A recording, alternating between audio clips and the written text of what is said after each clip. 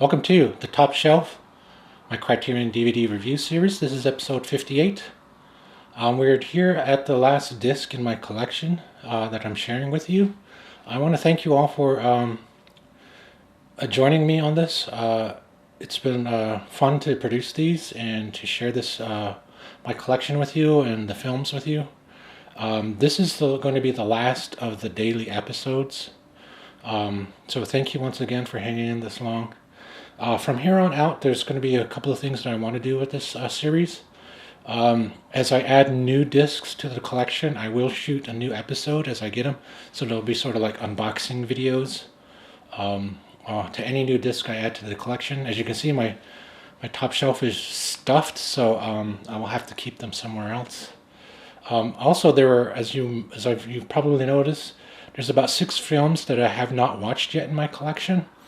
And as I watch those, I will film a review for you as well to let you know what I think about the films that I haven't seen.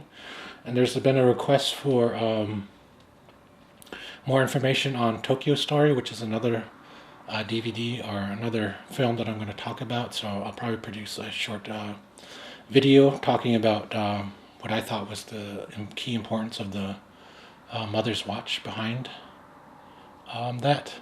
My name is Ernest Whiteman III. I'm a Northern Arapaho filmmaker, artist, writer, and media educator. So what we're going to talk about today in the last episode and the last disc in my collection is sitting right over my shoulder. It's Alfonso Cuarón's Roma.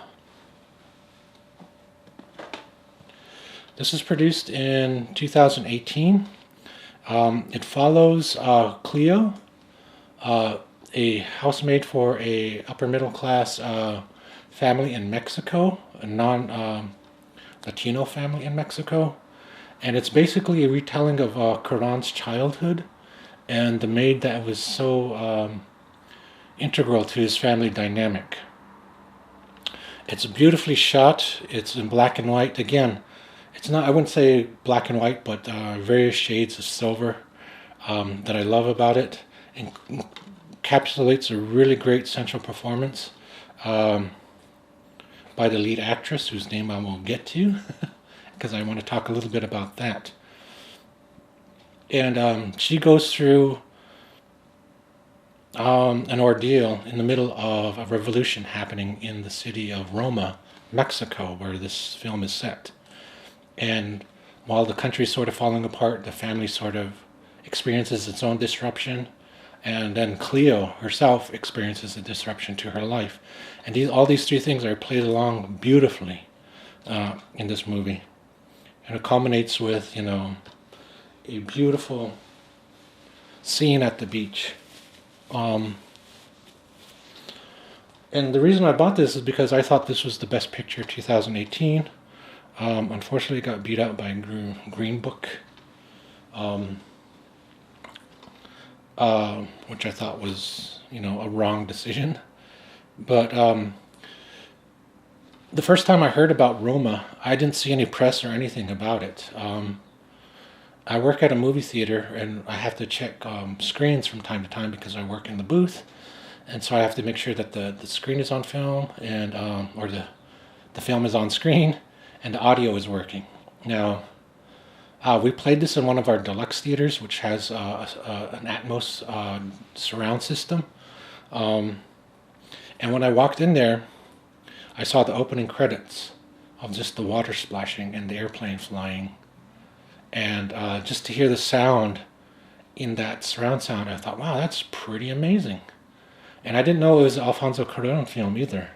So when I came back to check on it, maybe a couple of hours or so later, we were at the fire scene, and that just blew me away with how it looked on screen.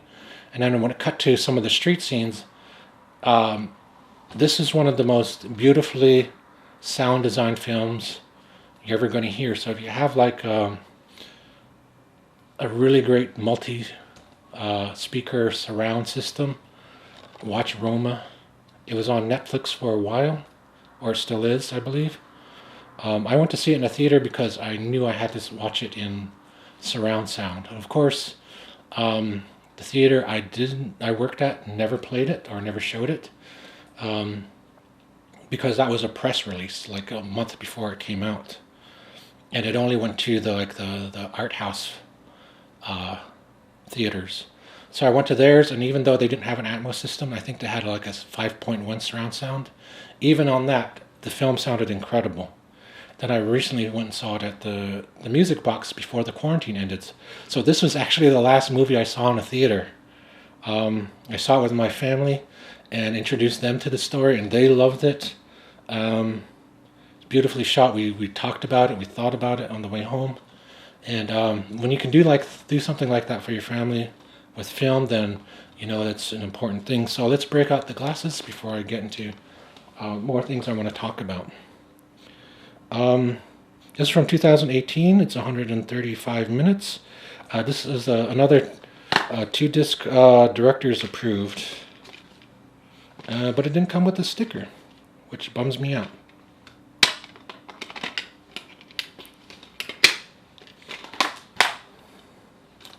Um, 4K digital master, supervised by the director. Road to Roma, a new documentary about the making of the film, featuring behind-the-scenes footage and interview with Cuarón. Snapshots from the set, a new documentary featuring actors Yalitza Aparicio, that's how I'm going to pronounce it, and Marina del Tavia, producers, and the director, of course. New documentaries about the film's sound and post-production processes, which is great to watch. Let me see, there's a lot on here about the sound design. New documentary about the film's ambitious theatrical campaign and social impacts in Mexico. Trailers, alternate French titles, essays, of course, in the booklet. And of course it contains, again, a great performance by Yalitza Aparicio, who is an indigenous actress from the region in Mexico. There's a lot of native people in Mexico. People sort of forget that. They're also considered to be Native Americans in my book. And this has become problematic for a lot of people who talk about Native American representation in films, because it's basically depicting an indigenous person who's subservient to non-indigenous people in Mexico, and that's why people have an issue with it. It's a recounting of Cuarón's own upbringing. He did have an indigenous maid working for him as a child, and in fact he brought her to the Academy Awards when this was nominated. And I read a lot of reviews saying that Cleo was sort of a passive indigenous voice in all this stuff that was happening to her, and that she should have, spoke out more in the story about, indigenous rights and indigenous representations. And I always thought these criticisms missed the point. The point wasn't whether or not Cleo could speak out, because she clearly couldn't speak out. She had no power or authority in her position, because that's how most countries treat indigenous women. To me, the strongest thing about the film is just that there is an indigenous female presence in the film at all. That was the message. That was the power. An indigenous female lead.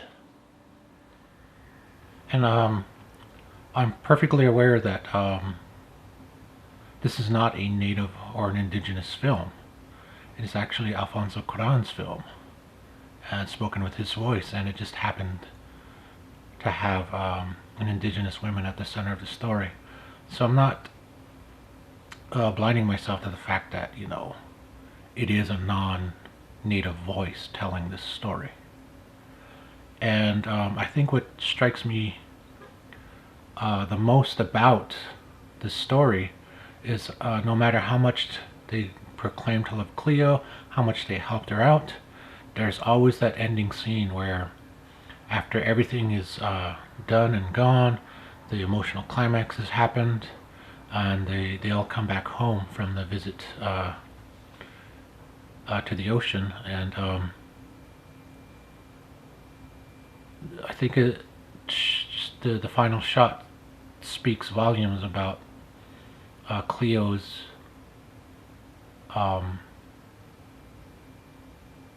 powerlessness in all of this.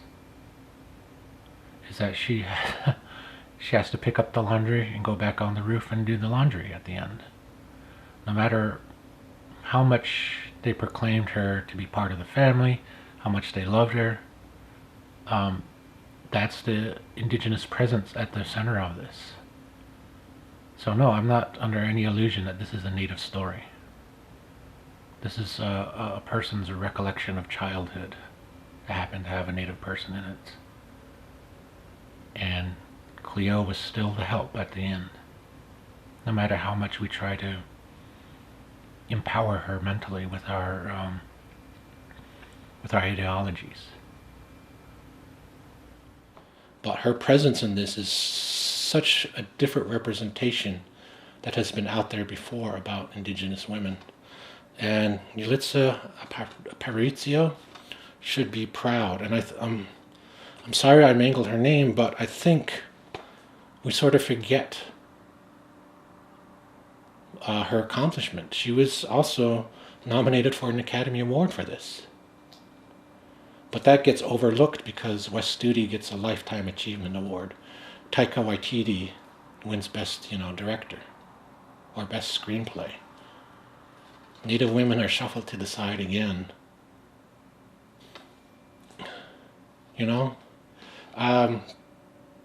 I could say more about this. In fact, I will be saying more about this. I'm actually producing a review and analysis of the film of Wind River by Tyler Sheridan. And so keep an eye out for that as well. It's going to be a much longer video. Something I've never done before on my YouTube channel. But Roma, one of my favorite films of the last couple of years. What I thought was the best picture of 2018. I highly recommend it. Spine number 1014. Thank you. Again, thank you for hanging out for this long. This is the last of the daily episodes.